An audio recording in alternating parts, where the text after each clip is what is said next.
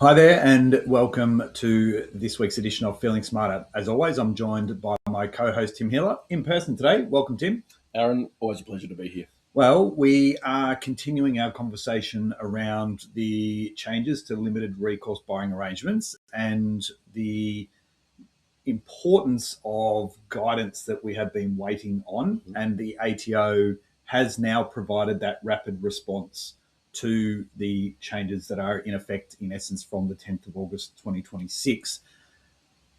One of the most, critical areas to this guidance was around contract date and what that ultimately means in the context of whether the arrangement was or wasn't in place at the 10th of August, and therefore whether the relationship to business real property is relevant or not.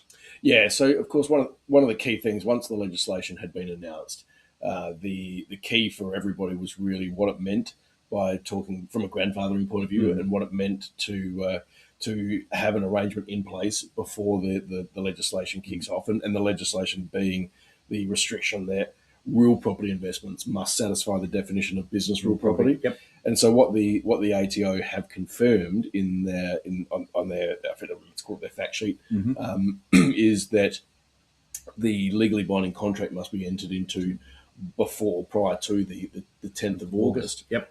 And so therefore, financing can occur afterwards. There's other things that can occur afterwards, and settlement can obviously occur afterwards. And they even gave an example of a scenario where the contract was entered into before the 10th of August, and settlement takes 12 months. Yeah, right? Which is very typical, obviously, in an off-the-plan arrangement. Correct. And so in that instance there, what they said is that would satisfy the requirement. So that gave a fair bit of relief, I suspect, for many who were talking through that off-the-plan piece. But of course, anyone that is looking to or had looked to purchase residential property prior to the 10th of August, so for, let's say, a complete an already existing property, then they at least had to have that binding contract in place prior to the 10th.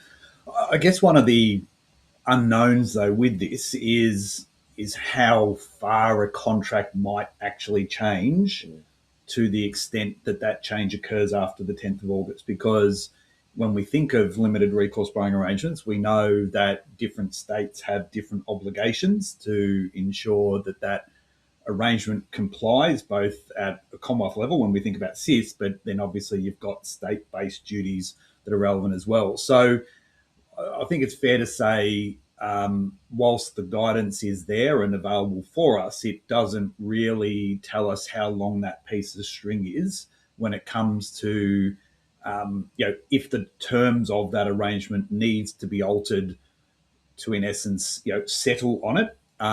Will those changes ultimately continue to meet the obligations under the post 10 August change? Yeah, and I mean, obviously that's going to be the fear for funds that are looking to enter into these things, and in the build up to the introductory date. Yeah, absolutely.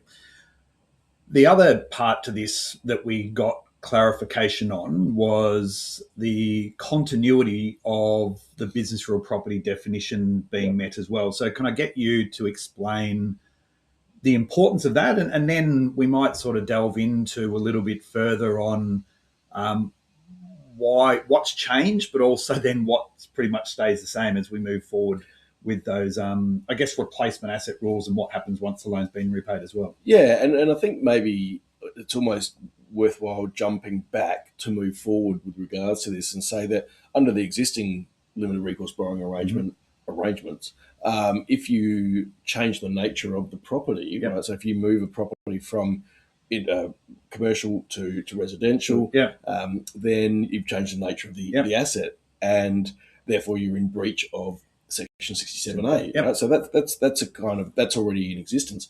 What the tax office have ultimately said is with the capacity or with the requirement for property to satisfy the definition of business real property, one of the key things to be business real property is that it must be an ongoing concern. Yes. Right. So self-managed super funds can invest in property, and it's irrelevant what the nature of that property is until it's relevant, and relevancy comes to the leasing arrangements and other things. So in this instance, what we really need to drill down on is if the property is acquired via a limited recourse borrowing arrangement from 10th of August onwards, it must satisfy the definition of business real property, right? Yep. So we At the point of acquisition. At the point of acquisition. Yep. And on an ongoing basis, right? And so it's not just that you tick the box once; it's that you tick the box whilst that limited recourse borrowing arrangement is in effect. Yep. Right. So to the point where the asset is sold,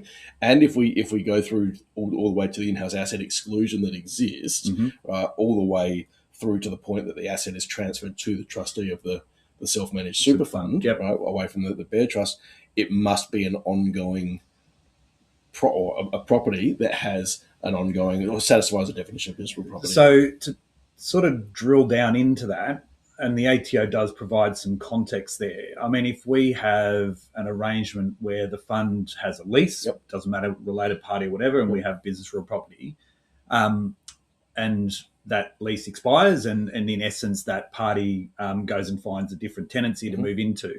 So the fact that it's vacant for some period of time isn't necessarily going to taint the business real property definition, but if the purpose or intent of that vacancy changes, then we come up with a potential issue. Yeah, so that's the key that the ATO have identified is that short-term vacancy is not an issue as long as the super fund at that point in time is looking to fill that vacancy. Yep. That's just the commercial realities. Yep. And understand that it might sit vacant for that point. But if a tenant moves out and the trustees deem it appropriate to just sit on the property for a while without having a tenant in there, then the fund is going to be, the transaction is going to be problematic and it's going to fail the LRBA requirements.